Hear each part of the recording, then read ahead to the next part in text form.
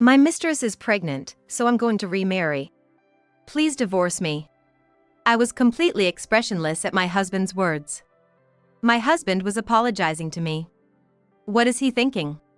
He's at an age where retirement is on the horizon. What's going on in his mind?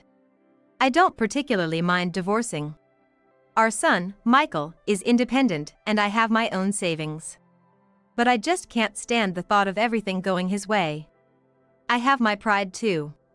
The pride of someone who has kept the home for 30 years as a wife. Just watch, husband, I'll show you how serious I am. My name is Marcia, 53 years old. I've been working at a mid-sized company ever since I graduated from college.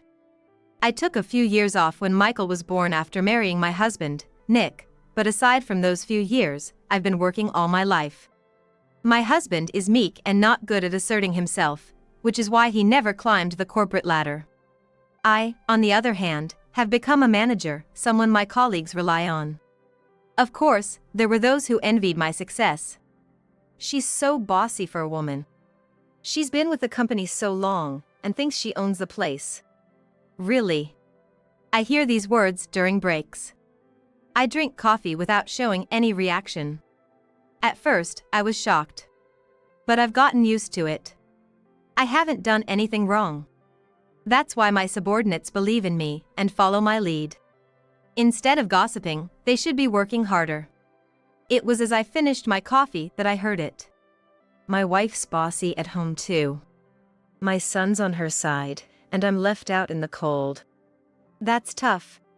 Recognizing the voice, I looked towards its source. From behind a potted plant's shadow, I saw. In the midst of a group speaking ill of me was my husband. And listening closely, it seemed like he was at the center of the trash talking. I always feel uncomfortable being compared to my wife. I'd hate to be compared to that thick-skinned person too. I might have married the wrong person. Who knew she would be like that? Sympathetic sighs rose from the group as my husband sighed. I was clutching my chest. There was no way I wouldn't be upset. My husband used to be a man of weak will. He joined the company a year after me and was sort of thrust upon me to look after, and as I taught him the ropes, we became close. Back then, he used to say he was envious of my abilities. Once we started dating, he would smile proudly about my competence. Not anymore, it seems. Now he resented my success and spread rumors about me. Since then, I started observing my husband's behavior at work more closely. He was always someone who preferred to avoid making waves. I wonder how he is at home. Hey, Marcia. I'm thirsty. All right. My husband won't walk to the fridge himself. He'd rather have me fetch him a beer. I can't remember him ever helping with the chores. At home, he's more overbearing than other husbands. Maybe, he's just more of a homebody than most. Could you rub my shoulders? I'm tired. Yeah. I'm tired too, and he's been more dedicated to spreading gossip about me than his work. But he seems to get tired all the same. How about some snacks? Didn't you just ask for a shoulder rub? What do you think I am capable of in 2 places at once? It'd be unbearable if there were more of you. He frowned. I was at a loss, but went to fetch some snacks anyway. If only he'd get them himself. In reality, he orders me around for everything. When I set out the snacks on the table, he prompts me to massage his shoulders again. I sighed deeply. My husband is not my ally. I'm reminded of that from time to time. Even when we go shopping on weekends, he hesitates in front of the produce section. He doesn't cook but stops at the sight of any sale sign. Which cabbage should we get? Well, the one you're holding in your right hand looks fresher. When I throw him a lifeline, he nods but rarely follows through with my advice. Let's look up how to pick a fresh cabbage on my smartphone. Really? Then what was my opinion for? He accepts information from his smartphone readily. Rather, he's always messing with it whenever he has a moment. Susan sure is funny. He often laughs out loud looking at his screen. Susan, the newbie? Yeah, the one I've been teaching. Got pretty attached to me. he boasts proudly. Sure enough, Susan frequently asks him for advice at work. Susan is a new employee and not very skilled. In a way, she resembles my husband in his younger days. You've become a mentor, I see. Well, I'm not as capable as you, but I've been at the company for a long time. I'm trying my best, and that's why Susan comes to me. My husband goes on a rant, his face turning red. I'm left speechless. He seems to take my words as criticism, although I had no intention of hurting him. Sorry. Maybe I was a bit harsh. Your words always sting. Seemingly emboldened by alcohol, he becomes bitterly verbose. Susan's kind, you know. She appreciates and encourages me more than anyone. Quite unlike you. You seem quite fond of Susan. I married the wrong person. He suddenly raised his voice. It was so loud it seemed to fill the room. I should have married Susan. That would have saved me from this misery. Susan's quite young, isn't she? My husband is already 55, nearing retirement age. Even if he were single, it's unlikely Susan would see him in a romantic light. That's what I thought. But then, my mistress is pregnant, so I'm gonna remarry. Please give me a divorce. I was stunned by his words. My husband was apologizing to me. The words mistress and the image of my timid husband oddly clashed in my mind. I was confused, but gradually the stark reality began to sink in. Who? It's Susan. We became close after she confided in me. Susan's pregnant? Yes. My husband nodded. I just shook my head in disbelief. Please, I don't want Susan to think of me as an irresponsible man. You're plenty irresponsible to me, though. You're capable at work, and you could always go to Michael's place. But Susan only has me. My husband pleaded. I pondered for a moment. I didn't particularly mind divorcing. But I didn't like the idea of everything going his way. After being smeared by my husband, my reputation at work had taken a hit. Aside from my immediate team, it seems most people enjoyed spreading rumors about me. Now, I would be labeled as the middle-aged woman who was dumped by her husband for a younger employee. That was unbearable. I had made up my mind. After a deep sigh, I said, All right, goodbye then. Marcia! But let me make one thing clear. You'll probably be fired from the company. What? He cried out in astonishment. You're trying to scare me into staying married? That's not it. I won't do anything, I swear. But I can see it happening. That's a lie. You just don't want to divorce me. But it's too late. Marrying you was a mistake. I need someone who's kind and supportive, like Susan.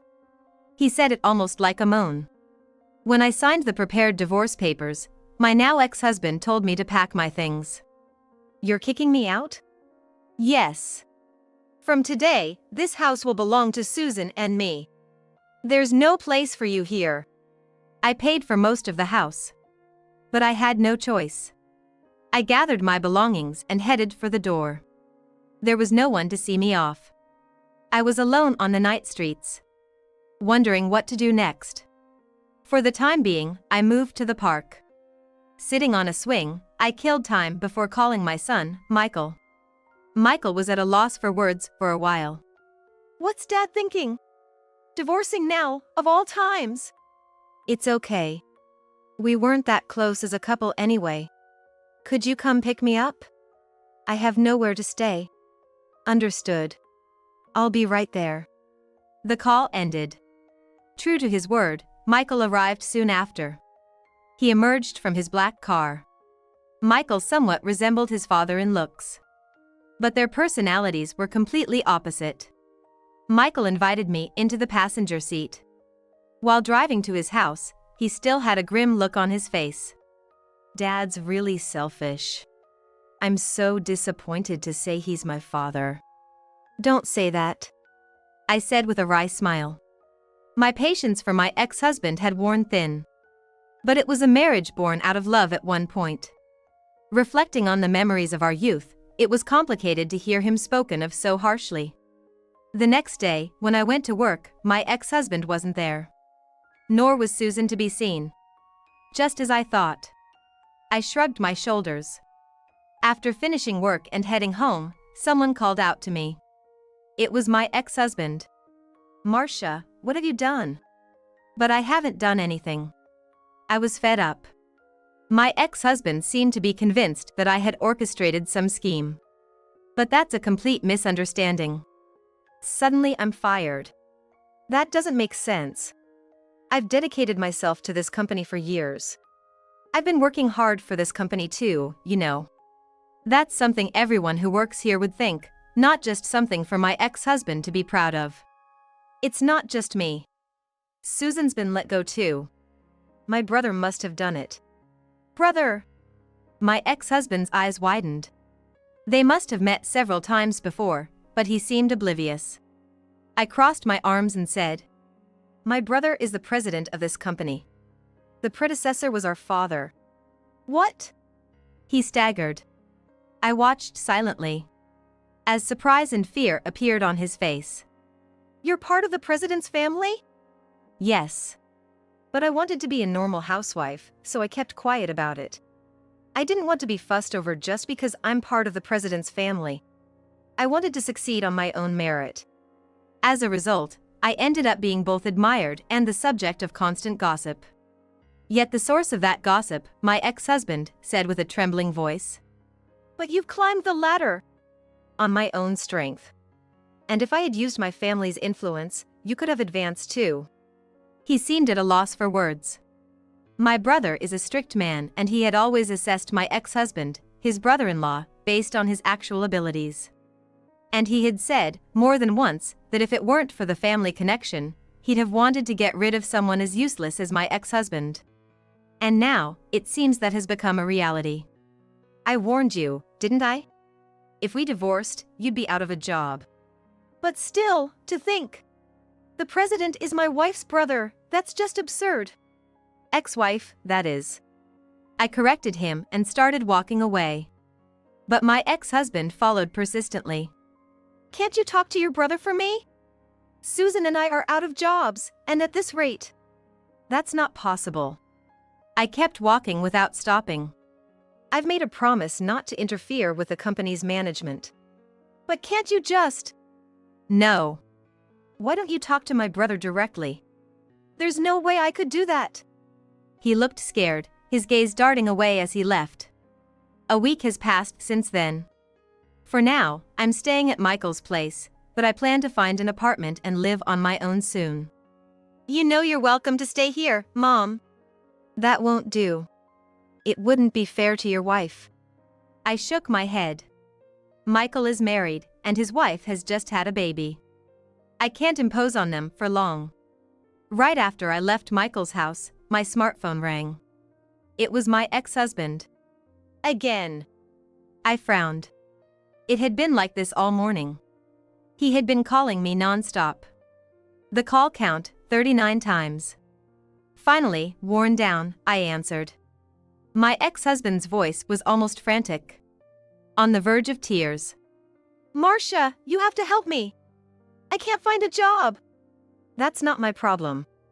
But it is. Your brother seems to have spoken to other company bigwigs about Susan and me, and now I'm turned away everywhere I go. His voice was trembling. His breathing ragged. There's nothing I can say. I had no other words to offer. My brother must be really upset about this whole thing to go that far. Don't talk about it like it's someone else's problem. Because it is. I was perplexed and shook my head. In fact, we're strangers now, aren't we? We're not a couple anymore. That's not. I heard something crash over the phone. Right after, my husband let out a scream. It seemed like he had stumbled and hit the furniture. A woman's shrill scream could be heard as well. I assumed it was Susan. From my ex-husband's descriptions, I had imagined her as a kind and dedicated woman, but the voice I heard seemed sharp and short-tempered. Susan appeared to be panicking and getting frustrated with the situation not going her way. I could hear my ex-husband trying to calm Susan down. Susan, it's okay. Marcia will sort it out for us. Don't make assumptions. I grimaced unintentionally. How self-centered can someone be? He resented my abilities and gossiped about me, but now in his time of need, he expected me to bail him out. I'm not your wife anymore, and I have no obligation to help you. Marcia, don't be like that, okay? His voice was the sweet-talking kind.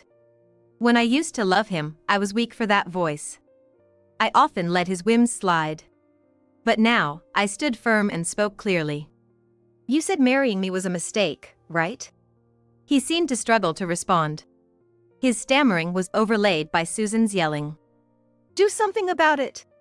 I thought you were rich because of this fancy house. You came after me for my money? Obviously. What else would there be? Susan snapped back sharply. My ex-husband argued with Susan for a while, but then I heard a door close. Susan seemed to have left the room. My ex-husband spoke over the phone. His voice now completely tearful.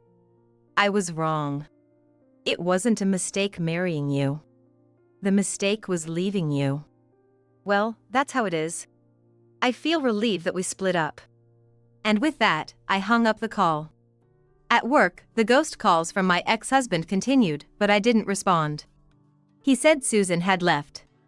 He looked like a different person in just 1 month, haggard and unkempt. His clothes were dirty, and he seemed not to have changed them for days. Maybe he hadn't even bathed. And now I have to pay child support with no job. You should, it's your child after all. My ex-husband was standing with his arms crossed at Michael's house entrance. This is my son's house. You betrayed us once, and you still have the nerve to show up. I came to talk to my son. You're no help at all. No matter how feeble he looked, his spiteful nature was intact. And then my ex-husband called out over my shoulder to Michael. Hey, Michael, it's me, your dad. I need to talk to you. Hey, keep it down. I was shocked by his loud voice, not caring about being a neighborhood nuisance. Sure enough, neighbors peered out their windows, wondering what was going on. Dad, cut it out. Michael came to the door. I tried to stop him, but he was visibly upset. I've got something to say to Dad, too. This is perfect. Saying so, he faced his father. My clueless ex-husband's expression brightened. Michael. What is it, Dad? Michael stood protectively between me and my ex-husband. You're going to have a new sister or brother soon. Huh? Michael's reaction was totally reasonable. The idea of having a sibling as old as his own child was just bizarre. But my ex-husband, oblivious to this, went on. I need money for the baby to be born safely, but I'm out of work right now, see? Could you lend me some? I'll pay you back, of course. Get real. Michael dismissed him outright. My ex-husband recoiled a few steps. Michael continued in a stern voice and expression. Dad, please don't disappoint me any further. I don't want a brother or sister, and even if one is made, I won't acknowledge them. Isn't it just a child you made with your mistress? They have nothing to do with us, our family. Don't say things like that. I was wrong, I admit it. But the child isn't to blame, right? Just go home. I couldn't help but raise my voice. How much longer do I have to listen to his selfish claims? I can't let Michael be troubled by this. You have no relationship with us anymore. Please, just leave, Nick. I said it in a businesslike tone. There couldn't be a clearer rejection. My ex-husband groaned and held his head. This isn't how it was supposed to be. He continued to visit the house reluctantly.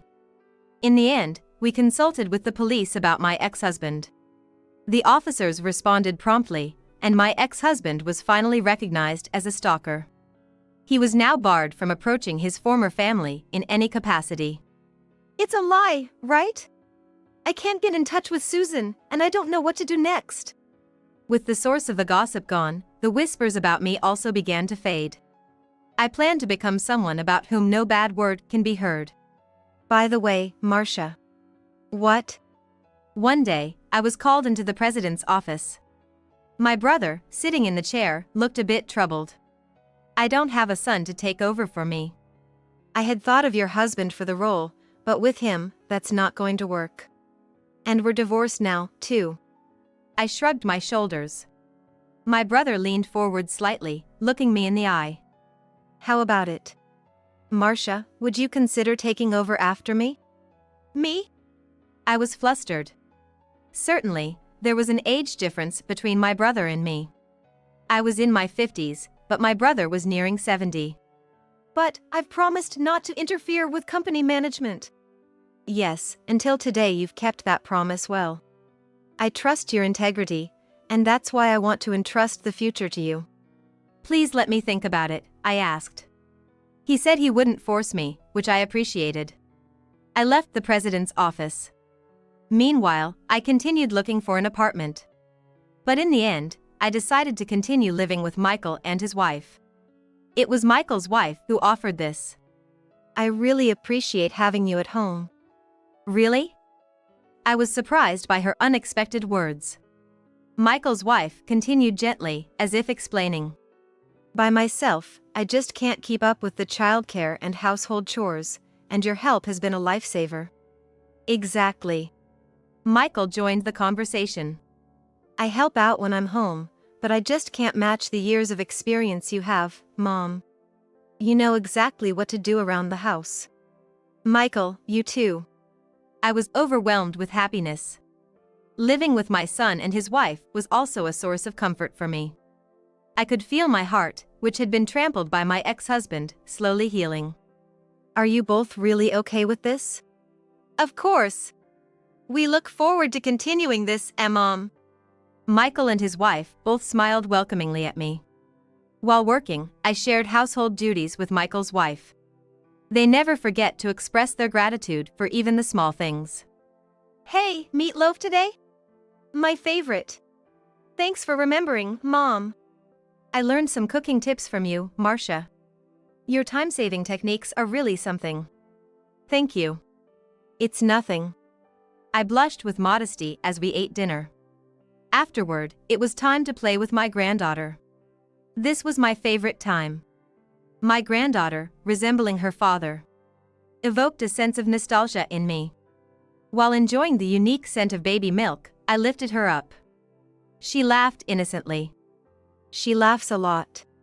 She's like Michael when he was little. Really? Yes.